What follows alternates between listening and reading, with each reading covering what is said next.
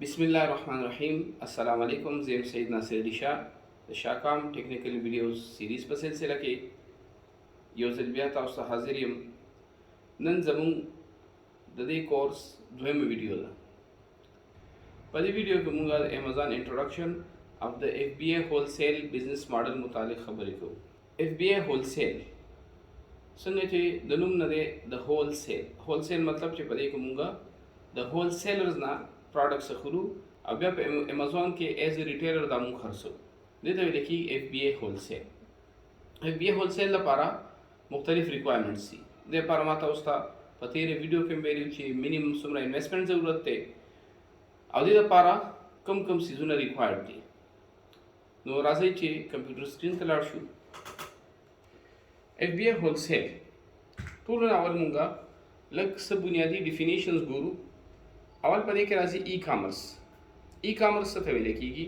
ای کامرس الکترونیکلی چې مونږ په نت باندې مختلف د سیلینګ باینګ د سیزونو یا د سرویسز ټرانزیکشنز کولی شو. دې ته ای کامرس ویل کېږي. کامرس لفظي معنی د تجارت کول. ای کامرس مطلب چې آنلاین نت په تھرو باندې موږ یو تجارت کوو، څه سیزونه سیل کوو یا اخلو او یا څه خپل سرویسز پرووایډ کوو یا اخلو. دې ته ای کامرس ویل کېږي. د ای کامرس مختلف بزنس ماډلز دي. دې کې یو دی B2B بزنس ټو بزنس، دویم دی B2C بزنس ټو کنزیومر، او بل دی C2B کنزیومر ټو بزنس، او بل دی C2C کنزیومر ټو کنزیومر. په امازون FBA هولسیل کې موږ زیاتره دوه ماډل استعمالو. یو بزنس ټو بزنس B2B او بل B2C. بزنس ټو بزنس مطلب چې کله موږ یو کمپنی رجسټر کو، یو اکاونټ موږ جوړ کو، پروفیشنل اکاونټ، نو زموږ امازون کې یو بزنس جوړ شي. موږ د بل بزنس نه پروډکټس اخلو، د هولسیلر نه اخلو یا د ډسټریبیوټر نه یا د برانډ نه ډایرکټ اخلو. نو هغه بزنس وي، نو دا موږ B2B ماډل اپلای کوو دلته. او چې کله موږ پروډکټس والو په امازون ته موږ سند کو، امازون بیا هغه په کنزیومر خرڅوي، نو زموږ د بزنس نه په کنزیومرز باندې پروډکټس خرڅېږي، نو هغه کنزیومرز دي او زموږ بزنس ته ته B2C بزنس ماډل ویل کېږي. اوس امازون تاسو ګورئ په دنیا کې نن سبا د دې کوم جیف بیزوس دی، دا مالدار ترین انسان دی او د دې کوم ریونیو ده دا تقریبا 2004 نه شروع شوې ده، سر کې 6.92 بلین وه او داسې ورو راتله تقریبا 2021 کې 469 بلین ته د دې بزنس ورسېدو. اوس دا امازون بزنس ماډلز ما تاسو ته په لومړي ویډیو کې ویلي چې دې کې څلور ټایپ ماډل دي د پروډکټس سیل کولو بای کول لپاره. د امازون نور بزنس سسٹم هم دي، لیکن موږ دلته صرف سیلینګ باینګ لپاره کوم ماډل استعمالي کې هغه دلته کې ډسکس کوو. یو ډراپ شپینګ دی، دویم آربیټراج دی، او دغسې دریم FBA هولسیل دی، او څلورم دی پرایویټ لیبل. دې کې زموږ کوم مین کورس دی هغه FBA هولسیل دی. اوس د FBA هولسیل لږ موږ دلته ډیفاین کوو چې څه ته ویل کېږي. Wholesale is the process of purchasing another company's branded products in bulk to resell on Amazon. مطلب چې موږ ډېر سیزونه واخلو او په امازون باندې هغه سیل کوو، خو هغه سیزونه چې کوم آلریډي یو برانډ وي، مخکې نه چا یو برانډ جوړ کړی وي، رجسټر کړی وي، هغه سیزونه موږ خرڅوو، هغې ته FBA هولسیل ویل کېږي. تقریبا 26% په امازون کې کوم سیلرز دي دا FBA هولسیل ماډل استعمالوي.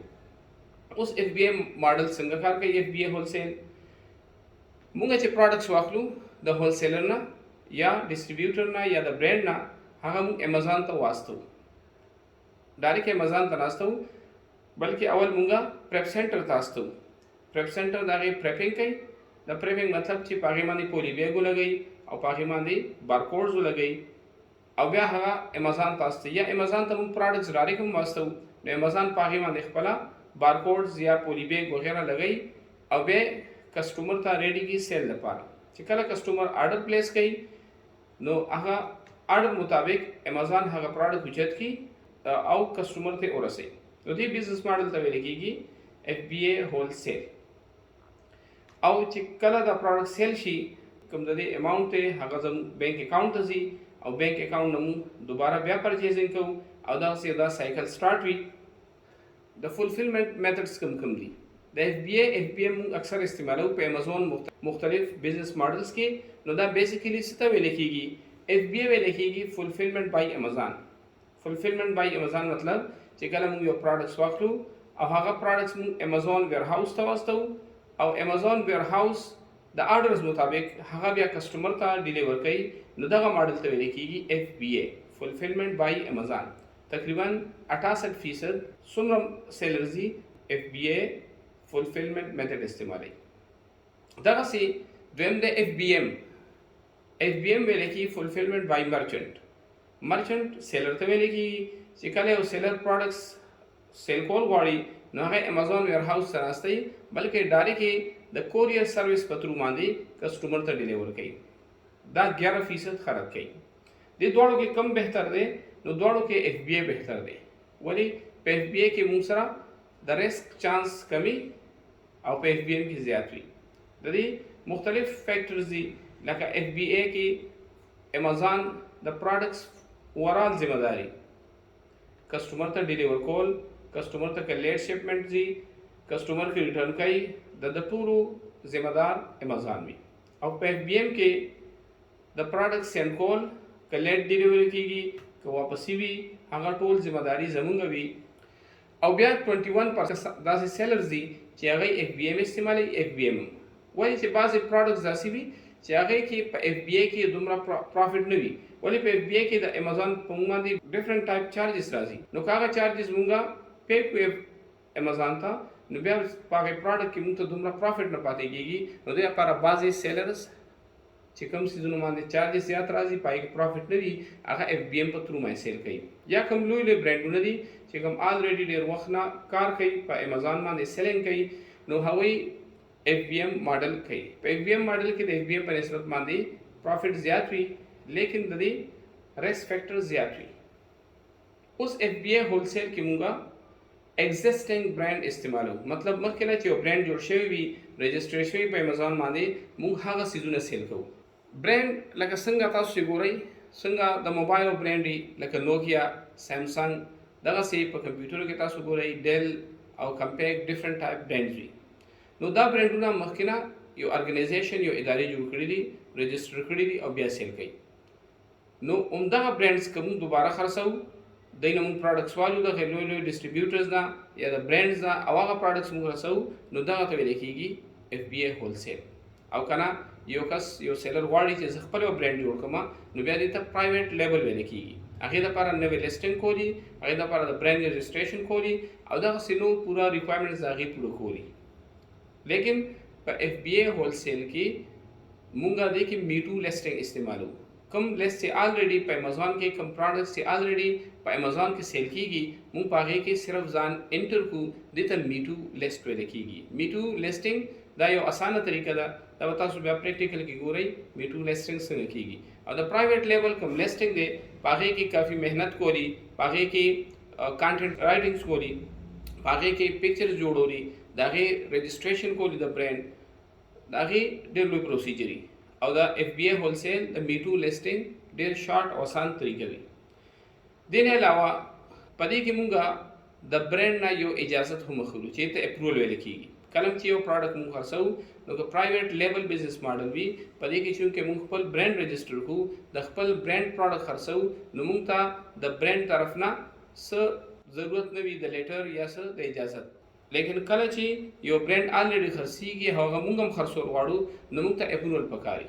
په دې کې بیا دوه ټایپس اپروول وي، یو ته سافټ اپروول ویل کېږي، یو ته هارډ اپروول ویل کېږي. هارډ اپروول سافټ اپروول به پریکټیکل تاسو د دې کلاس کې ګورئ چې دا څنګه وي، دا به انشاءالله لیسټینګ دوران تاسو پیژنئ. اوس تاسو که FBA هولسیل کوئ نو چونکې د امازون 20 مارکیټ پلیس دي. مارکیټ پلیس ویل کېږي هغه ځای ته چېرته چې د امازون یو پوره سیټ اپ وي، چېرته چې د هغې یو ویر هاوس وي، اولته کې دی د سیلرز پروډکټ کېږي اولته نه بیا ډیلیور کوي کسټمر ته، دغه ځای ته ویل کېږي مارکیټ پلیس. مارکیټ پلیس مونږ چې کوم زیات استعمالو پاکستانیان او دا د UK او د US استعمالو. ټولو کې ښه مارکیټ پلیس هغه د یونایټډ سټیټس د امریکې دی، ولې چې د امریکا مارکیټ پلیس د ټول امازون تقریبا 40% دی. نو په دې کې مونږ ته ډېره زیاته اپورچونیټي ده. بل د دې ډاکومنټیشن او پیپر ورک کمپنی فارمیشن دا ډېر اسان دي د نورو په نسبت باندې. او دویم مارکیټ پلیس بیا UK دی. یو کې مارکیټ پلیس هم ښه مارکیټ پلیس دی. تاسو دې چارت په تھرو باندې کتلی شئ چې amazon.com مطلب د امریکا مارکیټ پلیس دا تقریبا 38% دی او دغسې amazon.co.uk دا 9.6% دی. دې نه علاوه که تاسو نور مارکیټ پلیسز وګورئ نو هغه ډېر زیات کم دي. بعضې مارکیټ پلیس خو 1% یا د دې نه هم کم دي او په نور مارکیټ پلیس کې موږ ته د لینګویج د ژبې ډېره مسله وي. ولې که موږ جرمني مارکیټ پلیس کې کار کول غواړو نو بیا د لپاره جرمن لینګویج کې موږ ته ښه کېدل پکار دي. دغسې فرانس کې کوو یا نور کنټریز کې کوو نو دې دپاره د انګلیش نه علاوه نور لینګویجز دي نو هغه لینګویج بیریر موږ ته لږه مسله راکوي.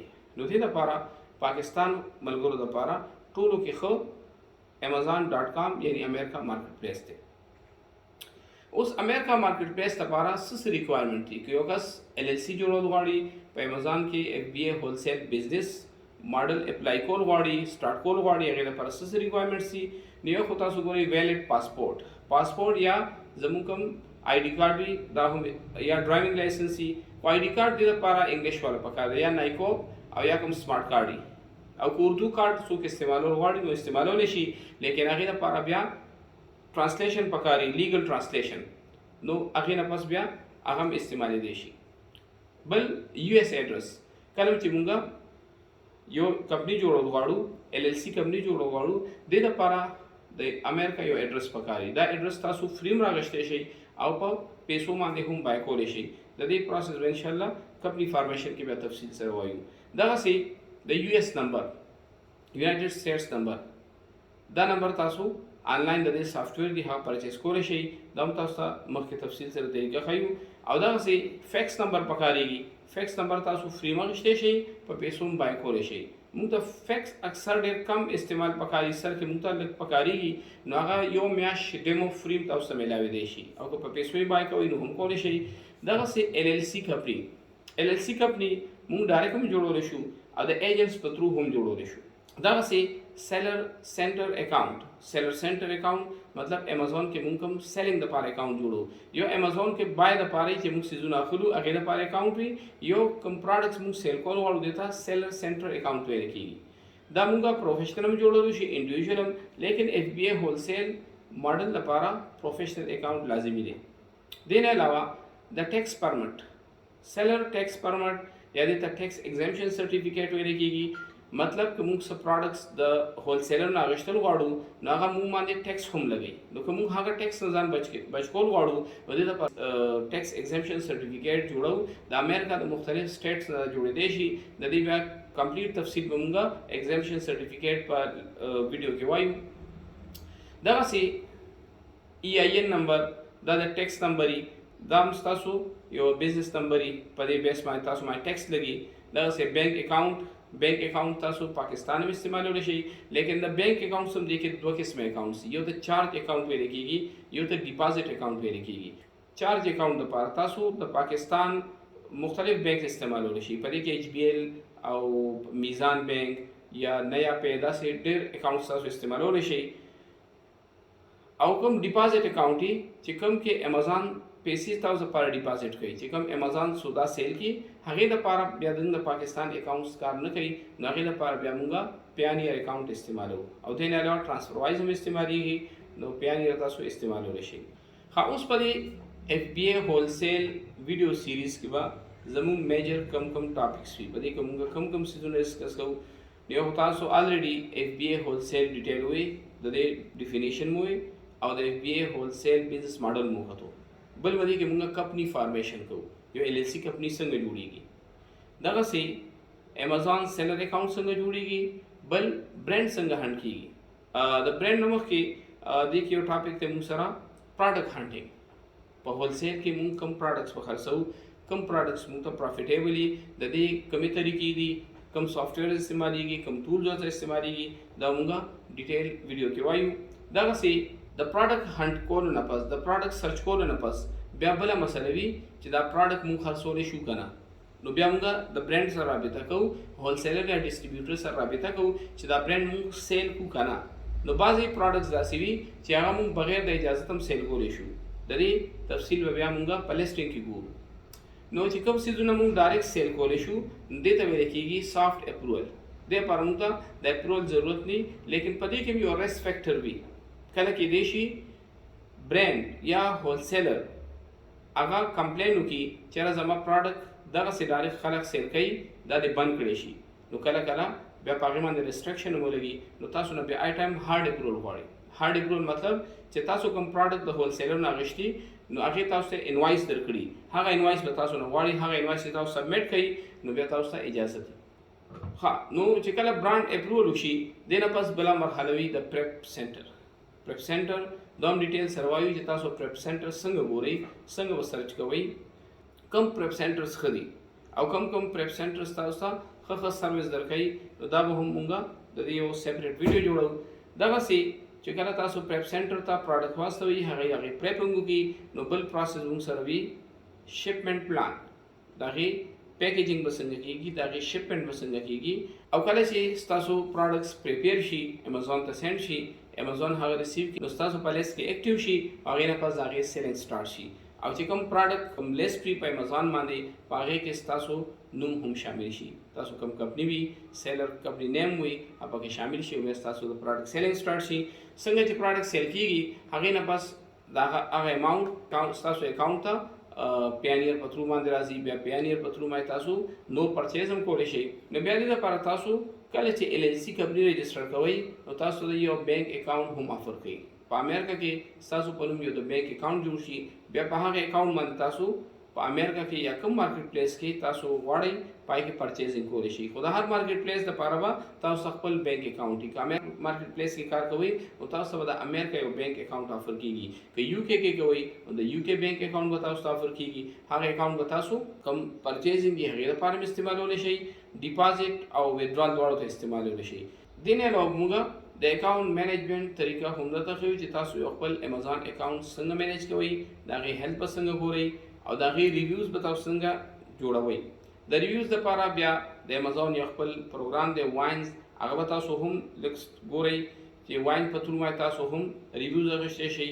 او دغسې که نور ملګري ستاسو کوئی پرسن جو پیژنئ، د هغې په تھرو تاسو هم ریویوز اخیستی شئ. د دې هم مختلف ایجنټس هم وي، تاسو ته ریویوز درکوي. ولې په امیزون اکاونټس کې د ریویوز ډېر اهم رول وي. دا 5-6 ریویوز موږ ته لازمي وي چې زموږ په دې باندې د ریویوز په بیس باندې یو اکاونټ زموږ سترانګ شي، او په دې باندې زموږ سیل فردر ښه کېږي. نو دا تاسو ته ما د FBA هولسیل یو اورویو درکړه. دا به انشاءالله موږ کوم څیزونه چې موږ تاسو ته مخامخ وښیل په دې FBA هولسیل میجرز کې، دا موږ 1 by 1 ډسکس کوو، او د دې 1 by 1 ویډیو به جوړو. نو کوشش وکړئ چې هر ویډیو سر نه تر اخره پوره ګورئ چې تاسو نه سټیپس پکې مس نه شي. امید لرم زموږ دا ویډیوز به ستاسو خوښه شوي وي. اوس دپاره اجازت غواړم. د الله په امان.